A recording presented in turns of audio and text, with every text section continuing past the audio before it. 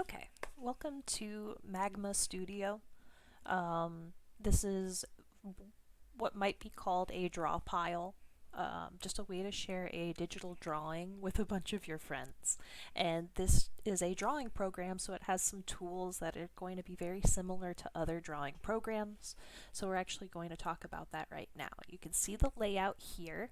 There's a toolbar on the left side, which I want to cover real quick before we start. You may see this little bar across the bottom. It's for like a timeline. We can actually close this out with the little toggle button at the bottom left. So back to it, the left side, we see this kind of like toolbar, big white square in the middle. On the right side, hey, there's some colors. We know what those are. Bunch of stuff in the middle, and then it says like layer over here on the right. So let's kind of imagine instead that we're looking at a drawing canvas. That's the big white spot in the middle. So we have a drawing canvas in the middle. We have our layers on the right side, which are sort of like a paper stack so that we can have our line arts separate from our colors, separate from backgrounds, help keep things a little cleaner and organized. At the top right, of course, we have our color mixer. And then across the pond, across the canvas on our left side, we actually have our toolbar. So even though that was really thin on the left side, it's some of our most important things.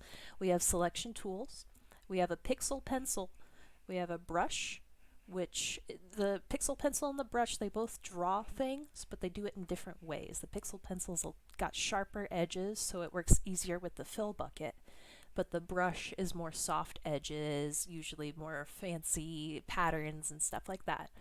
And then the eraser below that works with either the pencil or the brush, of course. The fill bucket itself is where you don't want to use it excessively. It will try to fill the whole canvas, so it works with the selection tool, or if you've drawn something with the pencil or the brush. And lastly, we have a text tool on the left as well.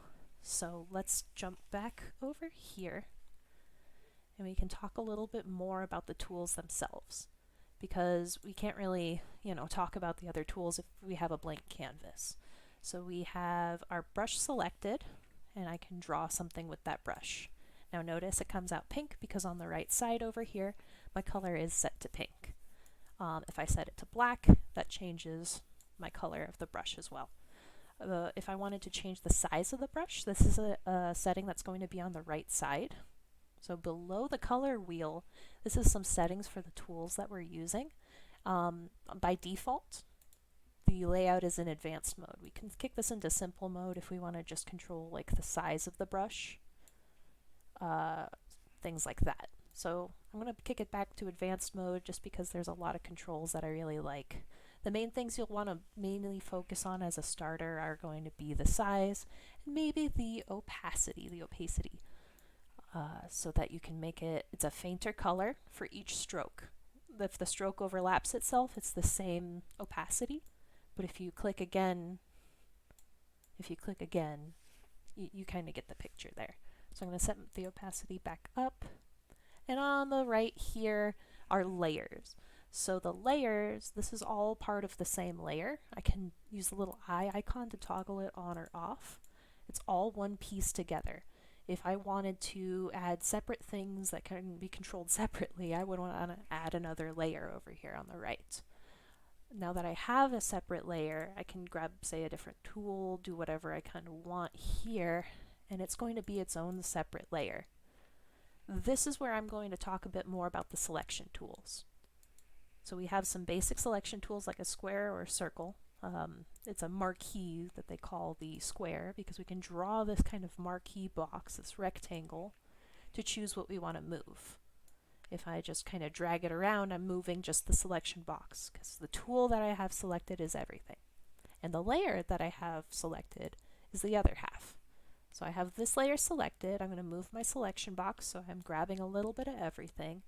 And now I'm going to use the move tool over here, and I can drag this part of the drawing from this one layer specifically. And I remember this little swirly is on its own separate layer, but I can drag all this stuff around because part of the brush strokes are not, they're kind of transparent, then they layer like that.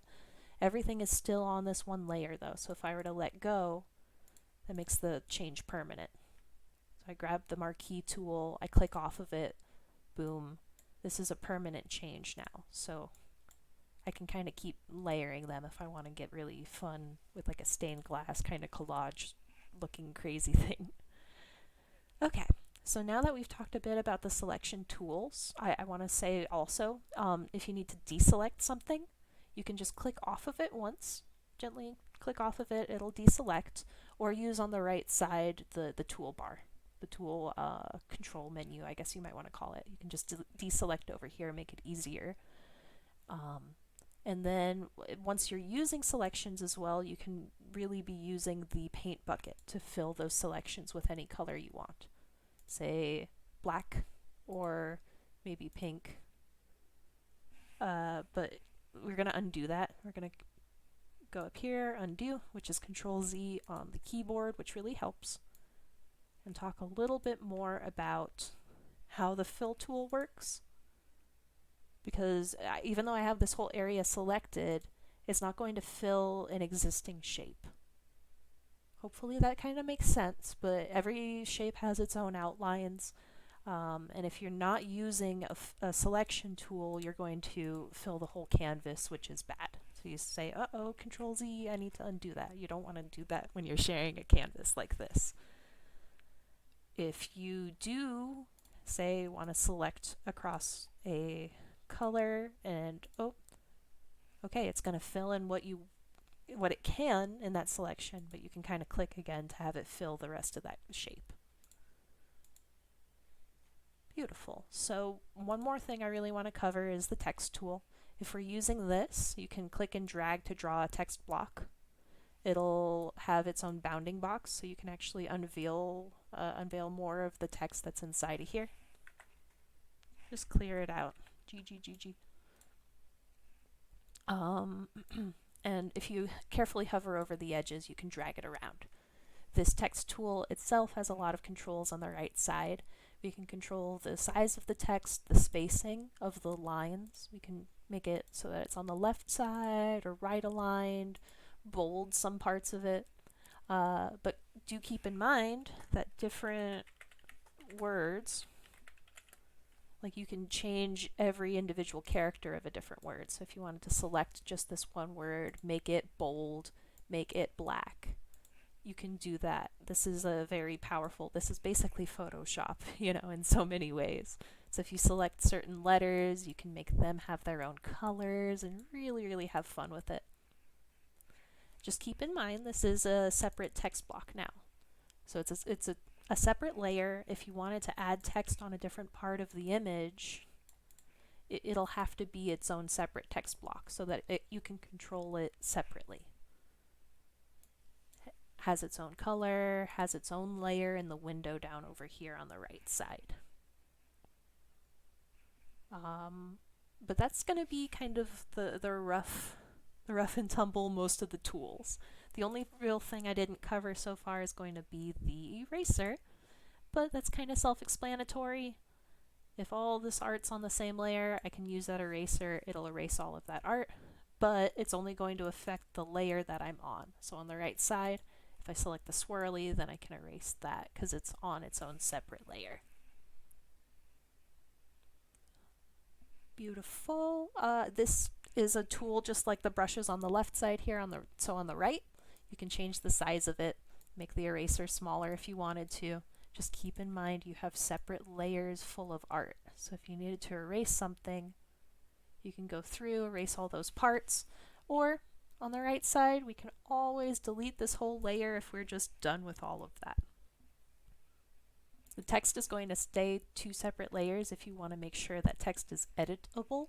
If you're done with the text though, we can always, let's see, we can rasterize it, which makes it so that it's just text, or so that it's like a drawing and you can erase it.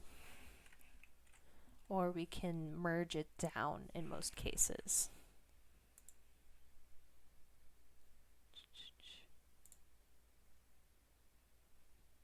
There are lots of controls, so as you kind of dig in deeper, then you might find, oh hey, what's this other tool over here? It says it's an eyedropper. Click it, test it out. pay attention to the sides and stuff. Okay, what happens, what changes when I click this? Oh, it looks like I grabbed the color pink from this word down here. On the right side, my color changed. So if I use the brush, I see a different color on the brush. A lot of these tools are going to interact with each other on the canvas, and it's just going to be a lot like that traditional experience. You have your canvas in the middle, there's colors and your tools sort of for the layers and all of that going to be on the right side, but then the tools themselves are all laid out on the left. So you have selection tools, drawing tools, text tools, and I really hope that you have fun experimenting with all of these things.